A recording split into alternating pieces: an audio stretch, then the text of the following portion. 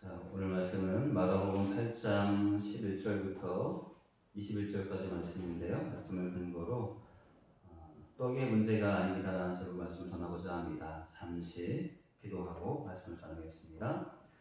흘리는 하나님 감사합니다. 저희 거룩한 주일을 맞이하게 하시고 그 거룩한 주일 주 앞에 예배하며 경배할 수 있도록 인도하시니 감사합니다. 귀한 말씀을 대합니다. 우리가 알고 있는 말씀이 성령의 능력을 더하여 주셔서 더 깊은 진리를 깨닫게 하시고 내 가운데 나갈 수 있도록 함께하여 주옵소서. 전하나님과 우리 성도들에게 성령께서 함께하시고 지도하시옵나오며 예수님의 이름으로 기도합니다. 아멘.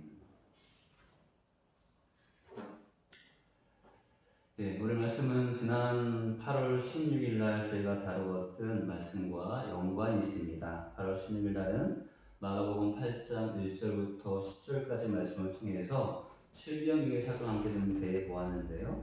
칠병이의 사건은 오병이어 사건과 연관되어 있고 같은 의미에서 굉장히 유명하고 우리가 알고 있는 말씀입니다.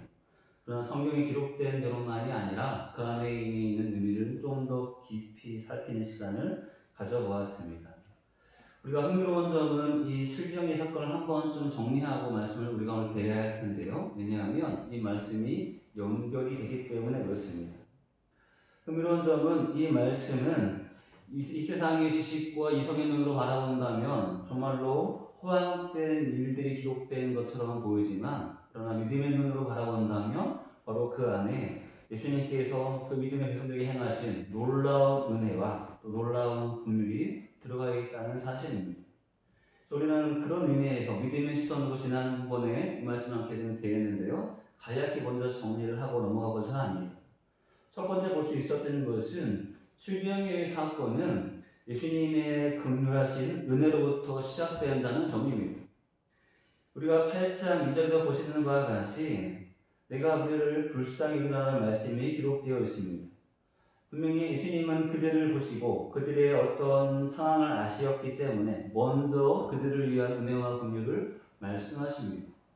그럼 이것은 단순히 한 번 그들이 광야에서 배불리 먹었다는 것을 말하는 것이 아니라 우리 하나님의 백성들이 입는 모든 은혜는 결국은 예수님으로부터 하나님으로부터 시작된다는 사실을 우리는 눈여겨보았습니다. 그리고 비록 우리가 광야에 있는 당사자는 아니었지만 우리 역시 하나님께 은혜를 입은 자이고 이 모든 은혜는 하나님께로부터 시작되었다는 사실을 함께 먼저 살펴보았습니다. 또 중요한 것은 은혜를 베푸신다는 것은 다른 의미로 본다면 예수님이 우리를 불쌍히 여기신다는 것은 결국은 우리의 형편과 처지를 정확히 아신다는 사실입니다. 그 백성의 굶주림을 아셨고 예상되는 어려움을 아셨고 또 그들에게 필요한 것이 무엇인지를 아셨습니다.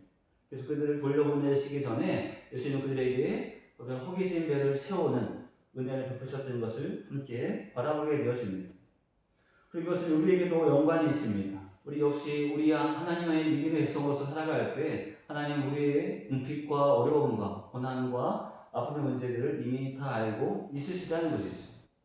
죄인을 아시고 구원하셨던 것처럼 우리 형편과 상황을 다 아시기 때문에 주님은 언제나 우리를 도우실 수 있음에 대해서 우리 믿음의 시선으로 바라보았습니다. 두 번째 보았던 것은 예수님이 주시는 떡과 생선의 풍성함은 축사하심으로 시작되는 사실입니다. 사실 이 축사하셨다는 것은 모세 시대에 내렸던 광야의 만나도 아니었고 때로는 메추라기도 아니었습니다. 때로는 마술사들이 보여주는 것과 같은 사람의 눈을 속이는 어떤 술수도 아니었습니다. 사실은 겉으로 보기에는 이 축사하심은 마치 식사하기 전에 드리는 감사기도와 같이 하나님께서 주심에 감사하고 하나님께 영광을 돌리는 것이 축사하심의 전부였습니다. 그러나 부인할 수 없는 것은 이 축사하심부터 시작되어서 떡 7개와 물고기 2마리로 4,000명을 먹이신 놀라운 사건이 나타났다는 사실입니다. 우리는 이성적으로 그것의 원인을 파악할 수 없지만 적어도 분명한 것은 그 모든 사람들이 이 적은 것으로 풍성히 먹게 된 가장 근본적인 가장 분명한 원인은 예수님께서 축사하시고 그것을 떼어주셨기 때문인 것을 함께 살펴보았습니다. 그래서 분명히 그들은 예수님이 떼어주시는 떡과 때로 나눠주시는 물고기로 배가 불렀지만 가장 중요한 것은 이성적으로 이해할 수 없는 때로는 전혀 계산할 수 없는 방법으로 또 그런 경험을 하게 됐다는 사실입니다. 그래서 그들은 배가 불렀지만 중요한 것은 예수님의 이적을, 예수님의 기적을 경험했던 것을 우리는 바라볼 수 있습니다. 지극히 작은 것이라 할지라도 주님이 축사하실 때 놀라운 이적을 경험하는 것이 믿음의 백성들의 특권이고 때로는 은혜인 것을 함께 살펴보았습니다. 또 우리가 세 번째 보았던 것은 예수님은 이 축사하심에 있어서 그들에게 이렇게 풍성함을 나눠주심에 있어서 중요한 것은 그들이 들은 것을 기준으로 축사하셨다는 사실입니다. 우리는 이 사실을 오해하지 말아야 합니다. 예수님의 능력이 행하심은 어떤 마중물이 필요한 것이 아니었습니다. 그분이 무능하셔서 무언가 근거가 있어야지만 능력을 펼칠 수 있는 것이 아닙니다. 또한 예수님의 기적과 은혜는 어떤 조건의 값을 요구하시는 것이 아닙니다. 무언가 드려야지만 주님은 우리에게 또 나눠주시는 것이 아니라는 것이 있습니다. 분명히 예수님은 이 축사하심의 가장 중요한 것은 우리의 믿음과 우리의 순종을 근거로 주님께서 하늘로부터 복을 주셨음을 함께 바라보게 되었습니다. 그래서 정확히 한마디로 정리한다면 예수님의 사역에는 마중물이 필요 없지만 그러나 그 이적과 그 표적을 경험하는 우리에게는 마중물이 필요합니다. 그것은 믿음이고 그것은 신뢰이고 그것은 말씀하신 따라가는 순종인 것을 함께 살펴보았습니다. 보시는 바와 같이 분명히 예수님은 지금 이 제자들에게 너희에게 무엇이 있냐라고 구하신 이후에 분명히 그분이 행하실 일을 먼저 알고 있었습니다. 장종만 4,000명이 되는 무리들을 먹이실 것을 이미 예상하고 있었고 이미 그 마음을 이미 확고히 정하셨습니다. 바로 후에 4,000명을 먹이실 예수님께서 굳이 떡 7개와 물고기 2개가 필요하셨을까요? 사실은 그들을 풍성히 먹이고도 7가지가 남았기 때문에 사실은 어떤 무언가가 이 작은 것이 필요한 것은 아니었습니다. 그러나 예수님은 그들의 믿음과 그들의 순종을 보셨고 바로 그 믿음과 순종 위에 그들이 상상할 수 없는 값으로 은혜를 보셨던 것을 우리 함께 살펴보았습니다. 우리도 마찬가지입니다. 우리의 삶 가운데 주님의 은혜를 기대하고 주님의 위로를 기대할 때 어떤 조건으로 기대하는 값이 아니라 우리의 믿음으로 때로는 말씀대로 따라가는 순종으로 우리가 주 앞에 나아가는 삶이 있을 때 하나님 그 삶 위에 축사하시고 마치 실비형이어도 사천을 먹으신 것과 같은 큰 은혜가 있음을 이렇게 살펴보는 시간을 우리가 지난번에 가졌습니다. 여기까지가 지난번에 보았던 말씀이고요. 오늘 말씀은 거기에 이어져서 8장 11절부터 21절 말씀 함께 좀 대보고자 합니다. 여러분 오늘 말씀은 앞에 있는 말씀에 대한 어떤 강조이기도 하고 때로는 반복적이기도 합니다. 그러나 이 말씀을 통하여서 우리가 단순히 이 4,000명이 놀랍게 은혜를 받았다는 것을 넘어서서 이제는 조금 더 다른 시선에서 이 말씀을 대해볼 수 있습니다. 이 말씀을 통해서 우리가 볼 수 있는 것은 예수님께서 이 사건을 어떻게 생각하시는지 어떻게 그분의 마음 가운데 해석하고 있으신지를 볼 수 있고 그리고 예수님은 왜 이들에게 이 무리들에게 이런 기적을 베푸셨는지에 대해서도 알 수 있습니다. 그리고 그것은 단순히 광야에서 은혜를 보았던 사람들의 이해를 위해서가 아니라 여러분과 저의 삶에 은혜를 누리기 위해서 주의 뜻을 바로 알고 나가기 위해서 필요한 부분입니다. 이제 그런 의미에서 오늘 본문을 조금 더 깊이 대해보고자 합니다. 먼저 첫 번째 볼 수 있는 것은 11절부터 13절 말씀입니다. 마가복음 8장 11절부터 13절 말씀인데요. 여기서 보시는 바와 같이 바리새인들은 예수님께 표적을 구하지만 예수님은 그를 향해서 표적을 주시지 않습니다. 그럼 바리새인은 예수님께 하늘로부터 오는 표적을 구합니다. 그러나 이들은 믿음을 근거로 한 표적을 구하는 것도 아니고 믿기 위해서 표적을 구하는 것도 아닙니다. 이들은 다만 예수님을 불신하고 의심하고 비난하고 공격하는 의미에서 표적을 지금 구하고 있음을 성경에서 바라볼 수 있습니다. 11절에서 말씀하시기를 바리새인들이 나와서 예수를 신랄하여 그를 시험하여 하늘로부터 오는 표적을 구하고는 라고 표현하고 있습니다. 그러면 이 말을 우리가 어떤 대화로 풀어본다면 이렇게 말할 수 있습니다. 당신이 메시아인 것을 우리에게 한번 증명해 보시오라는 말을 볼 수 있습니다. 또 우리에게 그 증거를 보이시오라는 볼 수 있습니다.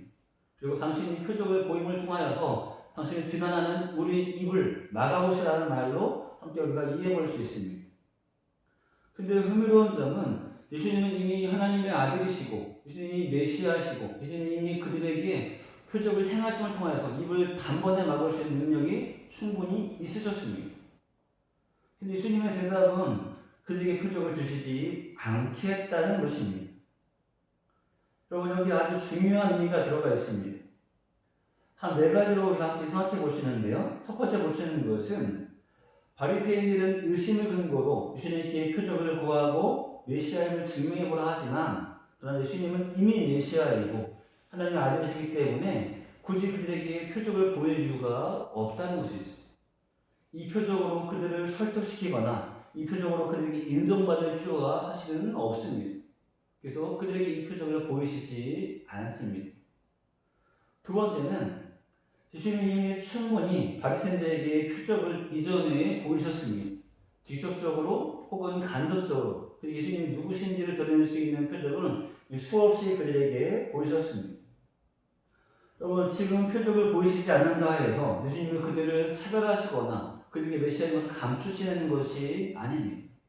그들의 의도가 악한 것이기 때문에 보이지 않을 뿐이고 표적 자체를 얘기한다면 이미 바리새인들은 충분히 예수님의 표적을 보았고 표적에 대한 소식을 들었습니다. 그러므로 지금 다시 그들에게 표적을 보이실 이유가 없다는 것이죠. 세 번째는 굉장히 중요한 이유입니다. 그럼 예수님의 표적은 예수님께서 사랑하시는 백성들을 위해서 행하시는 것입니다. 중요합니다. 주님은 원래 표적을 안 보이시는 분이 아니라 예수님께서는 그분께서 사랑하시는 백성들을 위해서만 이 표적을 행하십니다. 어디서 볼 수 있을까요?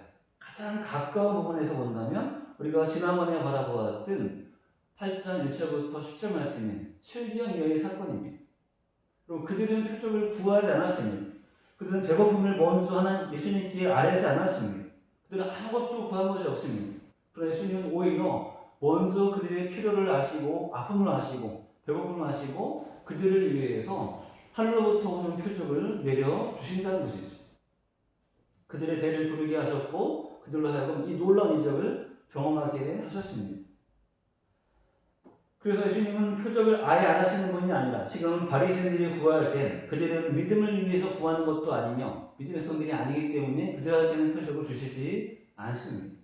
그런데 반대로 믿음이 있는 자들에게는 그들이 구하기 전에 먼저 그들에게 표적을 주실 만큼 주님께서는 그들을 사랑하시고 그들을 위하시는 것을 우리 분명히 보셔야 합니다.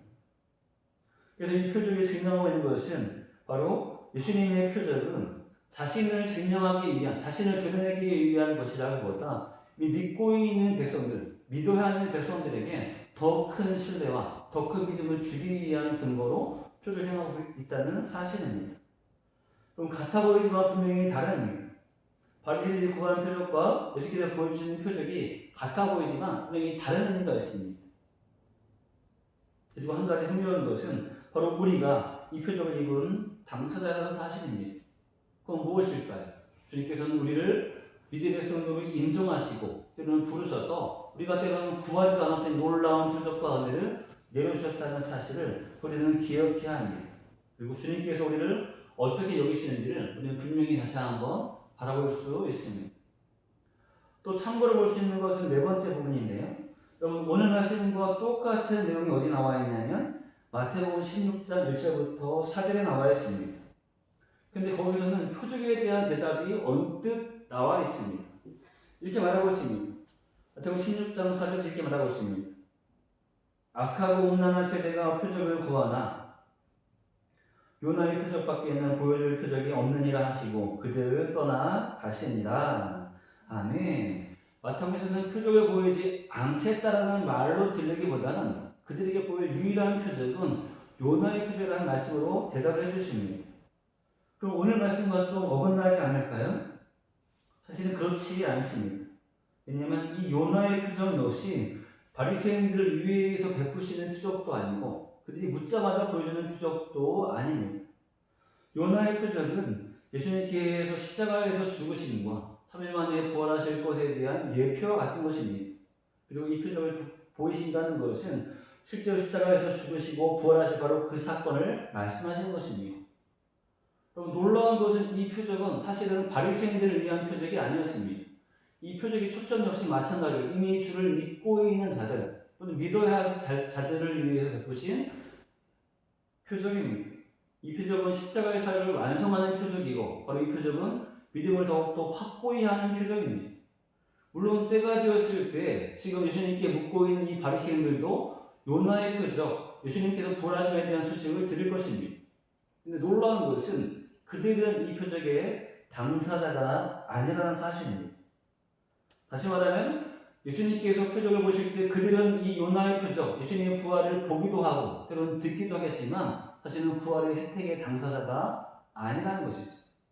왜냐하면 그들은 믿음의 백성들이 아니기 때문에 그렇습니다. 주께서 택하신 자들이 아니기 때문에 그렇습니다. 그러므로 요나의 표적에 그들에게 베푸셨다고 우리는 볼 수는 없다는 것이죠. 먼저 이 첫 번째 주제를 우리가 정리합니다. 그들은 표적을 구했지만 예수님께서는 그들에게 표적을 보이시지 않았습니다. 왜냐하면 이 표적은 아무에게나 보이는 표적이 아닙니다. 이 표적의 목적은 예수님 자신을 증명하는 것이 있지 않고 이 표적의 목적은 믿음의 성령을 더욱더 견고하게 하고 그들의 믿음에 소망을 주고 더 큰 믿음으로 나가게 하기 위한 바탕을 주시는 표적이기 때문에 그렇습니다. 믿음이 없는 자가 구할 때 주님은 그들에게 표적을 주시지 않습니다. 그리고 반대로 본다면 예수님 여러분과 저에게 표적을 주셨습니다. 많은 은혜를 주셨고 가장 대표적으로 십자가 예수님을 믿게 하셨고 그들 가운데 거하게 하시는 것이 우리가 받은 믿음의 표적입니다.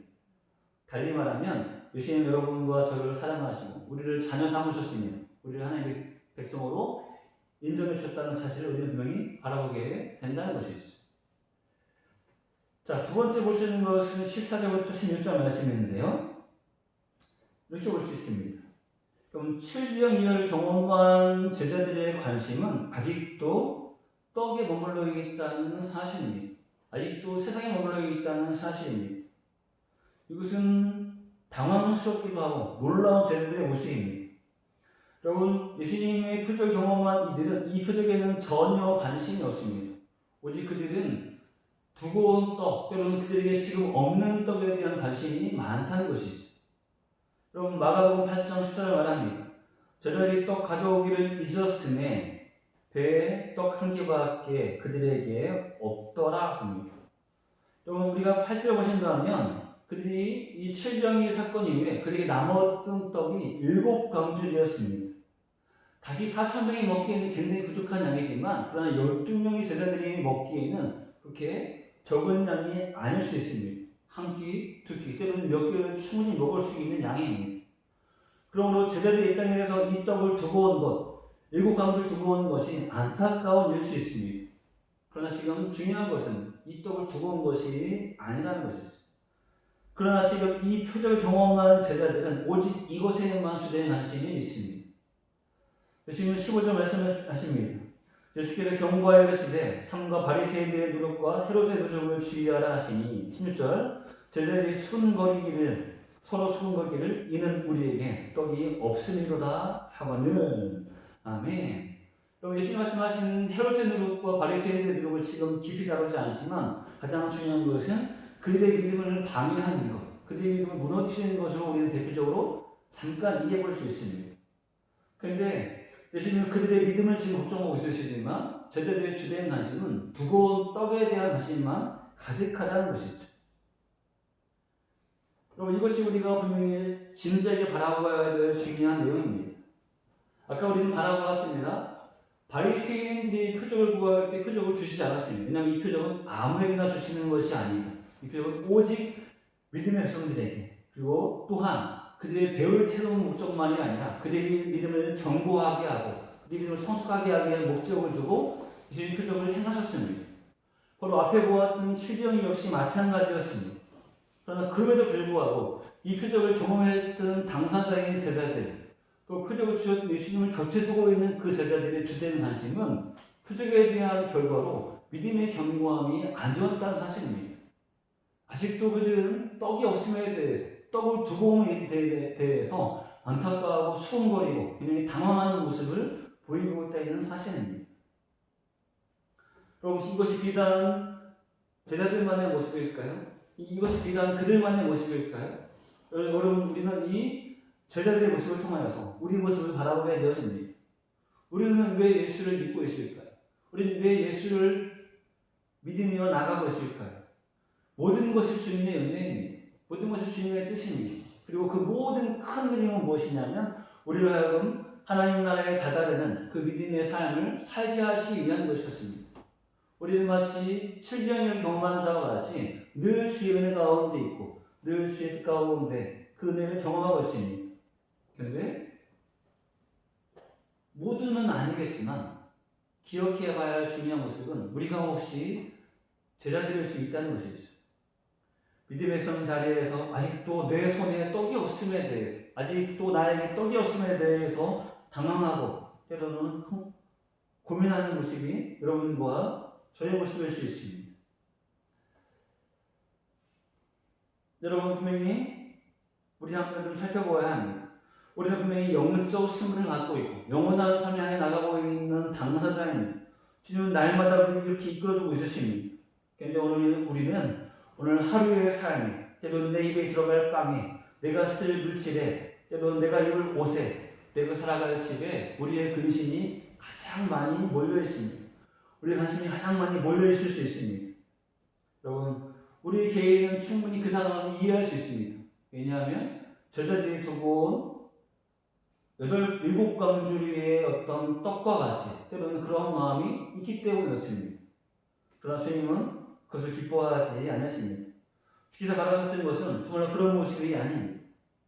우리가 한번 우리 현재의 상을 볼까요? 코로나19를 맞이하는 오늘 우리의 삶에서도 우리가 이 삶을 바라보는 가장 중요한 기준은 떡의 기준이 아니라는 것이죠. 어렵지 않다는 말이 아닙니다. 괜찮다는 말이 아닙니다. 분명히 어려울 수 있습니다. 그러나 중요한 것은 믿음은 세상의 풍요를 조건으로 하지 않는다는 사실입니다. 우리 앞의 말씀을 다시 한번 기억해 본다면 4,000명과 제자들이 분명히 광야에서 배불리 먹었습니다. 풍족히 먹었습니다. 충분히 남았습니다. 근데 기억해야 될 중요한 사실은 그들이 이렇게 충분히 먹기 전에 8장 2절은 우리에게 말해주고 있습니다. 뭐라고 말할까요? 이렇게 얘기하고 있습니다. 내가 우리를 불쌍히 여기노라. 그들이 나와 함께 있은지 이미 사흘이 지났으나 먹을 것이 없도다. 그들은 풍성히 먹었지만 그러나 분명히 먹기 전에 그들은 분명히 광야에서 사흘 동안 배고픈 시간을 보냈습니다. 중요한 것은 그들은 이 배고픔을 채우기 위해 예수님을 기다리는 것이 아닙니다. 이제 사흘 후면 예수님 우리에게 정말로 많은 것을 주실 거야. 우리는 이 배고픔 잊을 만큼 많은 것을 먹을 거라고 기다렸던 것이 아닙니다.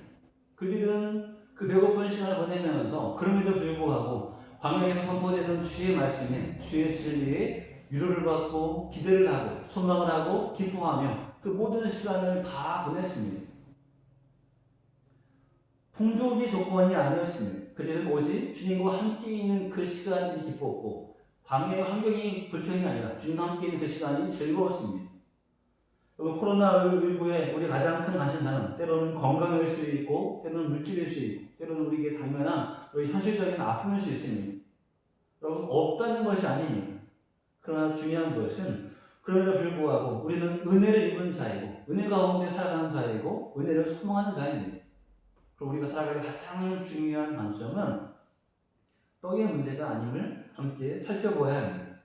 오늘 이 제자들의 일어남이 여러분과 저의 모습이 되지 않길, 우리 이 일어남을 벗어버리기를, 또 오늘이 성숙해지기를 주의 이름으로 축원합니다. 마지막 세 번째 볼 수 있는 것은 바로 이 부분에서 예수님은 17절부터 21절을 말씀하십니다. 예수님은 제자들이 표절 행하신 목적을 분명하게 설명하십니다. 좀 더 강하게 말하면 분명하게 그들을 꾸짖으십니다. 꾸짖으실 이유가 무엇일까요? 그들이 깨닫지 못했기 때문이었습니다. 그들이 깨닫지 않았기 때문이었습니다. 반대로 말하면 예수님께 그들이 표적을 주신 이유는 무엇이냐면 배를 부르게 하는 것이 목적이 아니라 그들을 깨닫게 하시기 위한 것이었는데 그 표적을 경험한 당사자들이 깨닫지 못했기 때문에 예수님은 그들을 지금 꾸짖고 있으십니다. 여러분 보실까요? 10절을 합니다. 예수께서 하시고 이르시되 너희가 어찌하여 떡이 없으므로 수군거리냐고 하십니다. 아직도 알지 못하느냐 깨닫지 못하느냐 너희 마음이 둔하다 말씀하십니다. 그리고 18절을 합니다. 너희가 눈이 있어도 보지 못하냐 귀가 있어도 듣지 못하느냐 또 기억하기 못하냐 말씀하십니다. 그들은 보았고 그들은 들었으며 그들은 직접 경험했습니다. 그러나 그것조차도 지금 기억하지 못한다는 것이죠. 예수님은 19절에서는 오병이어의 사건을 말씀하시고 2절에서는 칠병의 사건을 말씀하십니다. 그리고 이 모든 것을 근거로 한 것이 무엇이냐면 그들의 깨달음이었다는 것이죠. 20절 말씀하십니다. 이르시되 아직도 깨달지 못하느냐 하시니라. 아멘. 보실까요? 우리가 만약에 8장 1절부터 10절 말해본다면 예수님이 그들을 불쌍히 여시고 은혜를 풀어주시고 그들이 가장 굶주릴 때 가장 힘들 때 위로하셨다는 말씀을 우리는 충분히 은혜를 받고 지나갈 수 있습니다. 그것이 충분히 만족스러울 수 있습니다. 어려웠지만 해결되었다. 배고팠지만 배가 불렀다라는 말로 상황으로 그 상황을 잘 우리가 은혜로 받아들일 수 있습니다. 우리 받아들이는 당사자는 그것이 전부이고 충분히 그것이 은혜일 수 있습니다. 이것이 단순히 배고픔에만 문제일까요? 이 은혜라는 것이 다른 본문을 본다면 다른 성경을 본다면 역시 같이 적용할 수 있습니다. 때로는 배고픔의 문제였지만 때로는 고통의 문제, 때로는 괴로움의 문제, 때로는 고민의 문제, 때로는 질병의 문제일 수 있습니다. 그리고 그들이 죽게 나왔을 때 주께서 그들을 치료하시고 그들을 치유하시며 그 모든 문제의 원인들을 다 풀어주셨습니다. 다 해결해 주셨습니다. 심지어 죽은 자까지 살리셨습니다. 그건 무엇일까요? 고민하던 것이 풀렸으니까 아팠던 것이 치료되었으니까 이제 만족스럽지 않을까? 이제 다 된 것이지 않을까요? 이제 돌아가서 잔량 드리면 되지 않을까요? 그러나 주의 목적은 그 뒤에 한 번 더 있다는 것이죠. 그들을 위로하실 뿐만이 아니라 위로받은 당사자들이 깨닫게 하시는 것이 목적이었습니다. 더 성숙한 믿음으로, 더 거룩한 믿음으로, 더 아름다운 주의 백성으로 나아가는 것이 주께서 원하셨던 모습이었습니다. 그리고 그렇지 못한 자에게 주님은 설명하시지만 때로는 꾸짖고 있으십니다. 우리가 받은 은혜를 기억하셔야 합니다. 여러분과 제가 이미 은혜를 받았습니다. 지금 당장은 아니지만 이미 이전에 충분한 은혜를 받았고 우리는 그 은혜를 근거로 살아가고 있는 당사자입니다. 우리는 무엇을 해야 할까요? 늘 주의 은혜를 깨달아야 한다는 것이죠. 내가 누구인지, 내가 무엇을 보아야 할지, 내가 무엇을 나가야 할지를 깨달은 자가 되어야 한다는 것입니다. 여러분, 주께서 오늘 여러분과 저에게 이렇게 때로는 17절처럼, 때로는 21절처럼 말씀하시지 않을까요? 아직도 깨닫지 못하느냐 말씀하시지 않을까요? 아직도 그 자리에서 떡을 두고 고민하고 있고, 빵을 두고 고민하고 있고, 물질을 두고 고민하고 있냐는 말씀으로 우리를 꾸짖지 않으실까요? 믿음의 조건은 풍족함이 아닙니다. 믿음의 조건은 주 앞에 더욱더 순수케 나가는 것이고, 더욱더 거룩히 나가는 것입니다. 말씀을 다시 한번 정리하고 다시 한번 말씀을 전하며 마치고자 합니다. 우리가 오늘 말씀 보았던 것이 세 가지 중요한 관점이 있습니다. 첫 번째는 표적은 아무에게나 보여주시지 않는다는 사실입니다. 바리새인들이 구할 때는 보이지 않았습니다. 그냥 믿음을 위한 표적이 아니기 때문입니다. 그러나 믿음의 백성들에게는 구하지 않아야도 그들의 믿음을 위해서, 그들의 깨달음을 위해서, 그들을 위로하기 위해서 주님께서는 표적을 행해 주십니다. 그리고 우리는 은혜 받은, 표적을 경험받은 하나님의 백성이었다는 사실입니다. 두 번째는 이 표적을 경험한 당사자들이 지금 이 믿음에 대해서는 전혀 관심이 없고 아직도 떡에 대해 고민하고 있는 모습을 우리는 보고 있습니다. 가장 대표적인 게 제자들의 모습이었죠. 우리가 비춰보았던 것은 바로 이 제자들이 우릴 수 있다는 것입니다. 이 세상의 모든 탐심과 제약을 넘어 주의 백성된 우리가 아직도 우리의 주된 관심은 떡에 있다는 것이죠. 깨달음에 있는 것이 아니라 떡에 있는 모습일 수 있다는 것입니다. 우리는 이 상황 가운데 우리를 비춰보아야 합니다. 첫 번째, 주님은 이 표적을 행하신 분명한 이유를 다시 한번 우리에게, 제자들에게 강조하십니다. 목적이 무엇일까요? 어려움을 풀어주는 것, 그들을 윤택하게 하는 것, 우리 풍성하게 하는 것이 그 목적이 아니라 그들로 하여금 깨닫게 하는 것입니다. 더 성숙한 믿음으로, 거룩한 믿음으로 굳건한 죄성을 세우는 것이 예수님의 목적입니다. 그리고 이제 한 가지만 우리 같이 전하고 말씀 마치고자 합니다. 코로나19 우리는 과연 무엇을 보고 있습니까? 여러분, 저도 그렇고 여러분도 그렇고 우리가 떼놓을 수 없는 고민은 제자들과 같은 고민일 수 있습니다. 우리에게 떡이 없다라는 것이 우리의 고민이고 때로는 제자들의 고민입니다. 우리의 형편과 처지에 대한 고민, 아픔에 대한 고민, 때로는 부족함에 대한 고민이 없지는 않습니다. 마치 여러분과 저는 저에게 떼어놓을 수 없는 일이기도 합니다. 그러나 그런데도 불구하고 우리가 바라볼 점은 여기에 있지 않다는 것이죠. 코로나19의 상황이 오늘 본문에 비춰본다면 아마 제 개인적으로는 14절이지 않을까 생각이 되어집니다. 그들이 실병인을 경험하고 다른 곳을 이동하기 위해서 배에 올라 있는 상태, 배에서 지금 가고 있는 상태입니다. 그러나 이 배에 있는 상태도 그렇게 좋은 상태는 아닙니다. 이미 뭐 할까요? 그들이 이미 표적을 경험했지만 이 표적에 대한 이해를 다 지나고 다시 굶주린 배를 채워야 하는, 다시 앞길을 걱정해야 하는 것이 그들의 기본적인 고민이기도 합니다. 여러분, 한번 배불렀다 해서 늘 배부르는 것이 아닙니다. 정말 풍성히 먹었지만 그러나 시간이 지나면 그 배는 꺼집니다. 그 배는 다 이제 사그라듭니다. 다시 먹을 것을 고민해야 하고 다시 채울 것을 고민해야 되는 것이 저들의 현실이고 저들이 부인할 수 없는 사실이기도 합니다. 여러분, 예수님은 그들의 모든 고민을, 그 이유를 다 알고 있으십니다. 그 배에 이미 타 있으십니다. 그런데 그럼에도 불구하고 주님은 그들을 이해한다 말씀하시지 않습니다. 빼놓을 수 없는 고민이지만 그러나 주님께서는 그들을 지금 타이르고 있으시고 그들을 꾸짖고 있으십니다. 왜냐하면 마찬가지로 표적의 중심은 배를 채우기 위한 것이 아니라 깨달음을 위한 것이기 때문이었습니다. 주를 깊이 아는 삶, 주께 가까이 가는 삶, 주께 은혜 받는 삶을 나가는 것이 바로 표적의 중심이기 때문이었습니다. 그럼 코로나19, 여러분 우리 성도님들 모두가 만만치 않으십니다. 여러 가지 상황 가운데 고민이 없다 할 수 없을 만큼 모두 다 지금 힘든 시간, 그리고 당황스러운 시간을 보내고 있습니다. 여러분, 괜찮아서 말씀드리는 것이 아닙니다. 주께서 우리를 아시기 때문에 주께서 보실 때에도 우리가 얼마나 힘들 줄 알고 있으십니다. 그러나 그럼에도 불구하고 배에 올라 있는 제자들에게 깨달음을 말씀하시는 것처럼 주님은 코로나19에 있는 우리에게 떡에 대한 고민보다는 깨달으라 말씀하십니다. 우리 깨달을 수 있는 충분한 은혜를 이미 이전에 받았습니다.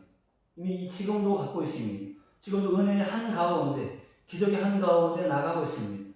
여러분과 저의 삶에 우리는 이제 낙오하고 낙심하고 근심하는 삶이 아니라 더 새로운 깨달음과 더 새로운 은혜 가운데 나아가는 우리의 모습이 필요합니다.